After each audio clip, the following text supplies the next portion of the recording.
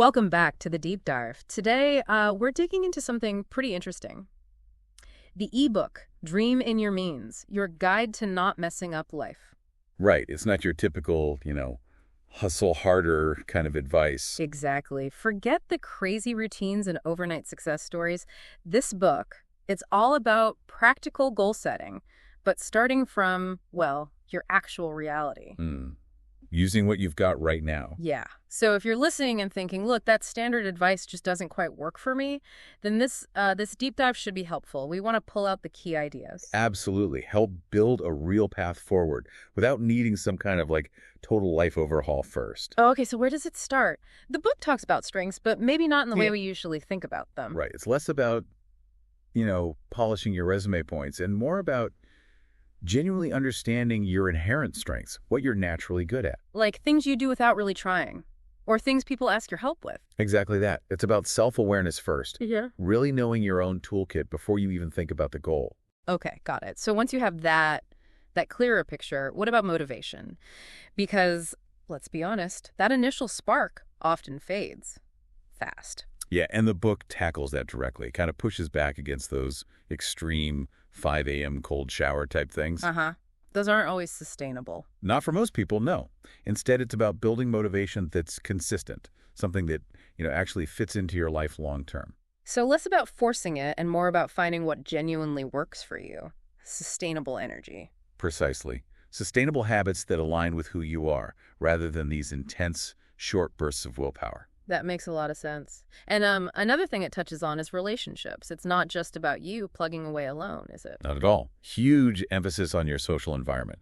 The book really stresses cultivating relationships that support you, that lift you up. And presumably being aware of the ones that don't. Yeah, exactly. Being mindful of connections that might actually be draining your energy or sort of pulling you back. Your network is a key resource or liability. Okay. Now, the title, Dream in Your Means.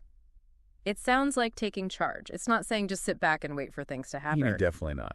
It's actually the opposite. It's very much about being proactive, creating opportunities yourself. How so? By looking at your strengths, your current resources, and figuring out how to leverage them to make openings. Not just waiting for luck. It's about agency. Taking initiative. Okay. And another piece I saw highlighted was emotional intelligence. Why is that so important in this framework? Seems a bit less tangible, maybe? Well, the book frames it as a really practical skill, essential for navigating, the inevitable bumps in the road when you're chasing any goal. Right, life isn't smooth. Never is.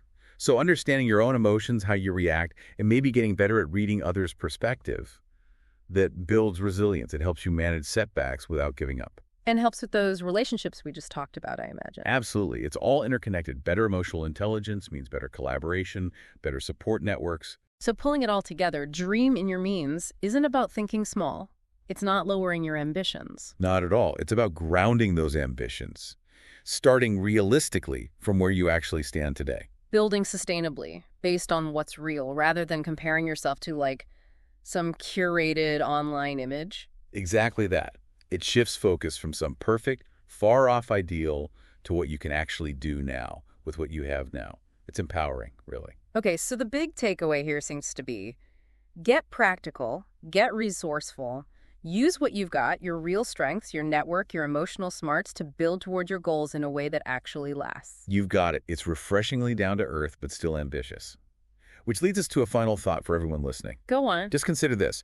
Based on your actual strengths, the ones that come naturally, and the resources you have right now, today, what's one small, concrete step you could take towards a goal that really matters to you? Just one grounded step.